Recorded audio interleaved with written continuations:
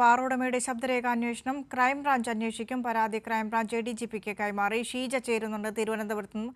ഷീജ, സർക്കാർ ഇത്തരത്തിലൊരു നയം എടുത്തിട്ടില്ല. വ്യാജ വാർത്ത സർക്കാരിനെതിരെ പടച്ചുവിടുമ്പോൾ ശക്തമായ നടപടികൾ കൈക്കൊള്ളുമെന്ന് എക്സൈസ് മന്ത്രി നേരത്തെ തന്നെ പറഞ്ഞതാണ്. ഇതിന്റെ അടിസ്ഥാനത്തിലാണോ ക്രൈംബ്രാഞ്ച് അന്വേഷണം?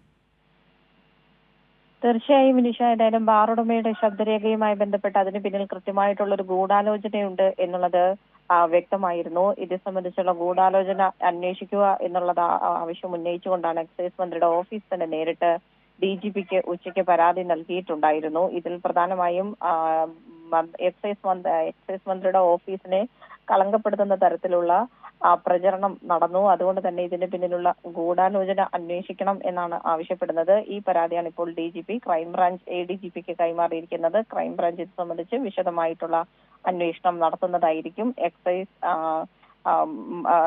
മന്ത്രിയുടെ ഓഫീസ് നൽകിയ പരാതിയിൽ പറയുന്ന എല്ലാ വശങ്ങളും എല്ലാ വിഷയങ്ങളും അന്വേഷണ പരിധിയിൽ വരും. ഇത് സംബന്ധിച്ചുള്ള ഒരു അന്വേഷണ സംഘത്തെ ഉടൻ തന്നെ പ്രഖ്യാപിക്കും എന്നുള്ളതാണ് വ്യക്തമാകുന്നത്. ശരി ഷീജ, ബാർ ഉടമയുടെ ശബ്ദരേഖ അന്വേഷണം ക്രൈംബ്രാഞ്ച് അന്വേഷിക്കും. പരാതി ക്രൈംബ്രാഞ്ച് ADGPക്ക് കൈമാറി. എക്സൈസ് മന്ത്രിയുടെ ഓഫീസാണ് DGPക്ക് പരാതി നൽകിയത്. ശബ്ദരേഖയ്ക്ക് പിന്നിലെ ഗൂഢാലോചന അന്വേഷിക്കണമെന്നാണ് പരാതിയിലെ പ്രധാന ആവശ്യം. വിശദാംശങ്ങൾ നൽകുകയായിരുന്നു ഷീജ തിരുവനന്തപുരത്ത് നിന്നും.